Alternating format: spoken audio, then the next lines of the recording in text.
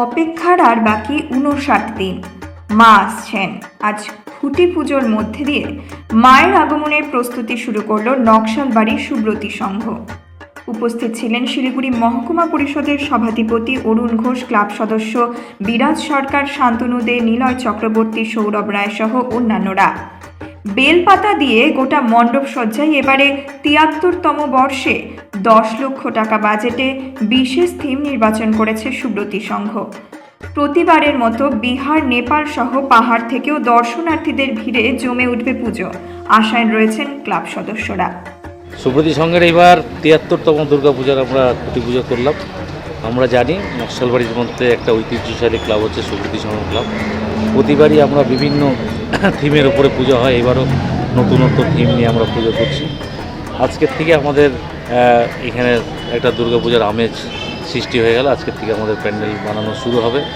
দুর্গাপূজা আসছে, এটার জন্য আমরা সারা বছর অপেক্ষা করে থাকি। আমাদের ক্লাবের সদস্যরা প্রতি বছরের ন্যায় এবারও অক্লান্ত পরিশ্রম করে যাতে পুজোটা ভালো হয় সে চেষ্টা করবে। অনেক বড় বাজেটের পুজো হচ্ছে এবার। আশা করি আমাদের এই অঞ্চলের মধ্যে সবচেয়ে ভালো পুজো হবে। আর জায়গাটা যেহেতু একদম হার্ট অফ দ্য সিটি বলতে পারেন, এটা মধ্যমণি আমাদের নকশালবাড়ি, এখানে প্রচুর কিন্তু জমায়েত হয়। সেইটাকে আমরা ধ্যান রেখে এবং সরকারি যেসব গাইডলাইন আছে সেগুলোকে মাথায় রেখে আমরা এবার পুজোটা করতে যাচ্ছি। এবং দর্শকদের কাছে অনুরোধ, আপনারা সবাই আসবেন এবং পুজো উপভোগ করবেন। আমরা প্রতিবারের না এবারও চেষ্টা করছি যাতে সুন্দরভাবে পুজোটাকে এভাবে পার করা যায়। আমাদের ক্লাবের সেক্রেটারি, প্রেসিডেন্টরা আছে, পুজো কমিটিরও সকলে উদ্যোগ নিয়ে পুজোটা করবেন। এখনই আমরা ডিসক্লোজ করছি না থিমটা, যেহেতু পুজো আসছে, মানুষ পুজোটা দেখবে। তবে এটা বলতে পারি যে খুব ভালো পুজো হবে এবার। আমরা প্রতিবারই চেষ্টা করি নতুন নতুন থিম আনার, এবারও তার ব্যতিক্রম হবে না এবং খুব ভালো থিমেই পুজো হবে এবং সুন্দর আলোকসজ্জাও থাকবে। সবাই মিলে আমরা একত্রিত হয়ে ভালো পুজো করব।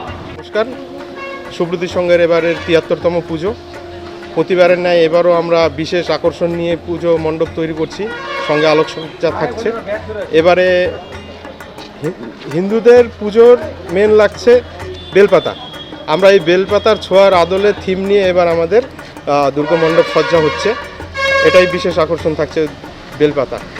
এই অঞ্চলের খড়িবাড়ি, বাতাসি, নেপাল, এইদিকে জাবরা, পানিঘাটা, হাতিগিসা, বাগডোগরা, এতটা অঞ্চলের সব জায়গার থেকেই সুব্রতী সংঘের পুজো দেখার জন্য সবাই আসে। এবারও আশা করি ভিড় উপচে পড়বে।